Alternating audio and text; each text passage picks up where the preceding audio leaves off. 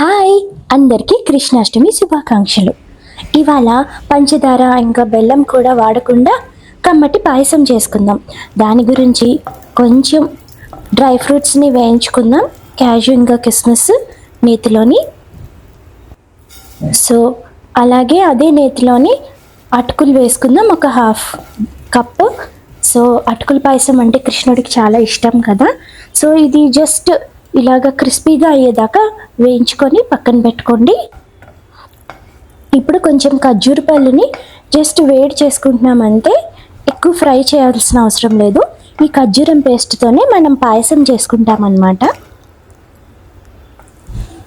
So నా పాయసానికి సరిపడా నేను వేసుకున్నాను. మీరు కూడా అలా చూసి అంచనా వేసి వేసుకోండి.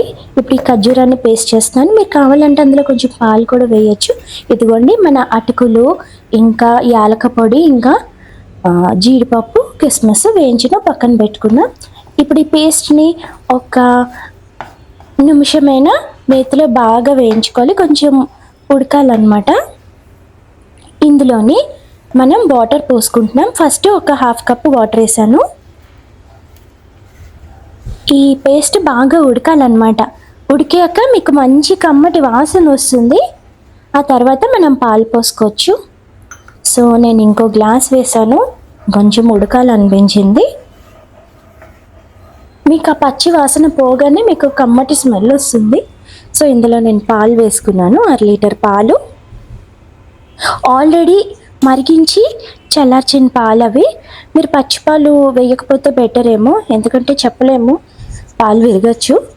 అందుకే ఆల్రెడీ మరిగించి చల్లార్చి పక్కన పెట్టుకోండి. ఇప్పుడు మన అటుకులు వేసేసుకున్నాం. అంతే, ఈ అటుకులు కొంచెం ఉడికేదాకా బాగా కలుపుకోండి.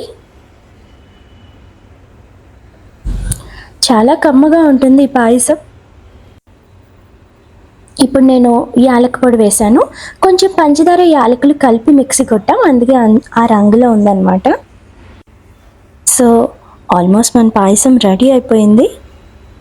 మనకి అటుకులు ఉడికాయి అని తెలియగానే చేత్తో చూస్తే తెలుస్తుంది కదా, మనకి పాయసం అయిపోయినట్టే. సో అదిగోండి, మన పాయసం అయిపోయింది. డ్రై ఫ్రూట్స్ వేసుకున్నాను, చాలా కమ్మగా ఉంది. మనం అనుకుంటాం బెల్లం లేదా పంచదార ఉంటేనే బాగుంటుంది తీపి అని, కానీ కాదు, ఖర్జూరం చాలా మంచి టేస్ట్ ఇచ్చింది. చాలా రుచిగా వచ్చింది పాయసం. తప్పకుండా ట్రై చేయండి. ప్రసాదాలుగా కూడా చాలా బాగుంటుంది. Okay, bye.